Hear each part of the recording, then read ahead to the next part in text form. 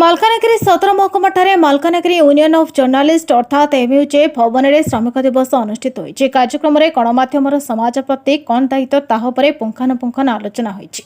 कार्यक्रम में मुख्य अतिथि भाव मालकानगिरी विधायक श्रीयुक्त नरसिंह माड़कामी चित्रकोंडा विधायक श्रीयुक्त मंगुखिल मालकानगिरी जिलापाल श्रीयुक्त अशेष पटेल लोकसंपर्क सूचना अधिकारी सुश्री प्रमीला माझी जिला कर्म नियोजन अधिकारी श्री मनमोसी सेठी अतिथि भाव जोगदे सांबादिकों को उत्साहित करते। जिलापाल श्री पटेल समाज विभिन्न आपत्ति और विपद समय सांबादिकों अवदान को भूरी भूरी प्रशंसा करते।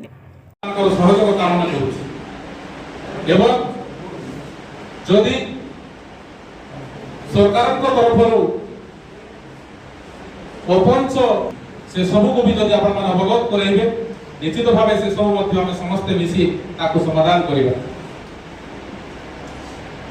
एवं जिला प्रशासन तरफ आम तरफ आमे आपण मानकु सब बेले पूर्ण सहयोग करिबु एवं आपण मानकर पई